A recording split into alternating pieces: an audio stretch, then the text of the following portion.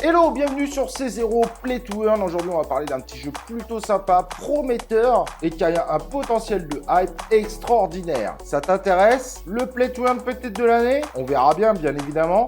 Allez, on regarde ça tout de suite. Let's go!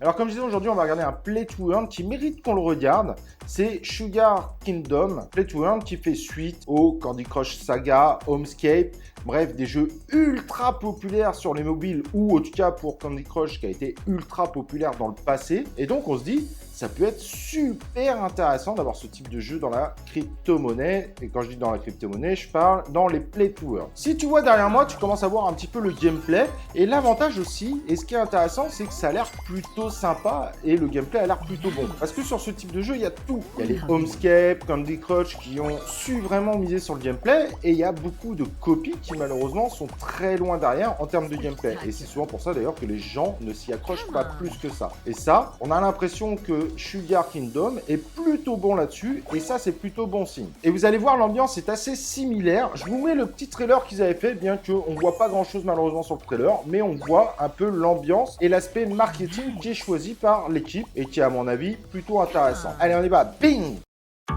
In a new place of fantasy, the sweetest dreams come true. Can you imagine a land covered with chocolate? And the rivers of ice cream. Everyone wants the piece of sugar. It could be yours. Sugar Kingdom.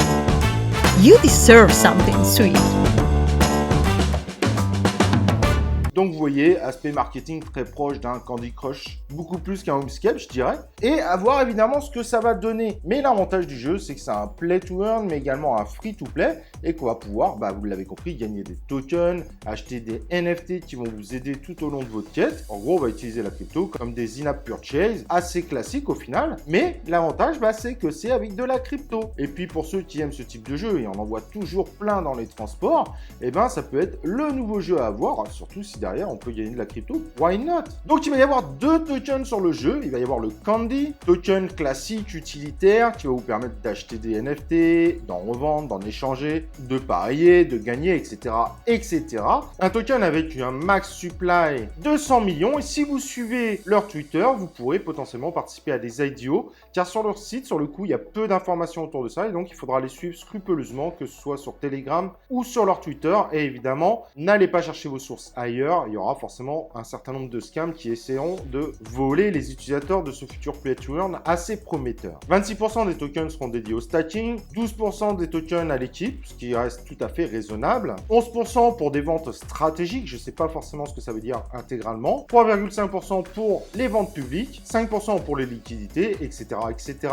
Et il y a également des vestings, évidemment, pour ne pas pouvoir récupérer les tokens du jour au lendemain à partir du moment du listing. Vous avez le tableau qui apparaît sur votre écran, mais bien évidemment, je ne vais pas tous les formuler. Il vous suffit de mettre une pause pour voir un petit peu quels sont ces vestings. Mais en gros, comme vous pouvez le voir, tous les tokens ne seront pas libérés dès le listing. Donc, ça sera évidemment un point à prendre en compte pour les pump and dump éventuels du token. Le deuxième token proposé par Sugar Kingdom, c'est le Chocolate, qui est un token de gouvernance qui va vous permettre de participer à une DAO et donc de participer aux futures décisions, évidemment, autour du jeu. Et l'idée du token est surtout de permettre aux gens d'avoir une possibilité de participer aux futures décisions à avoir autour de l'évolution du jeu. Mais et même si l'équipe le présente comme un token qui n'aura pas pour but d'être tradé, vous imaginez bien qu'il le sera malgré tout. Ce token devra arriver un peu plus tard parce qu'il est prévu pour un listing en Q3 2022. Le token aura un max supply de 500 millions de tokens qui seront intégralement distribués qu'à partir de Q4 2025, donc ça laisse un petit peu de temps. Et ce qui est intéressant, c'est qu'à la base, c'est un token que vous aurez en gagnant des prix sur le jeu, en le stackant et en réussissant des défis sur le jeu. Donc sur le coup, je trouve ça assez intéressant. Le token DAO, à la base, c'est dédié en fait en tant que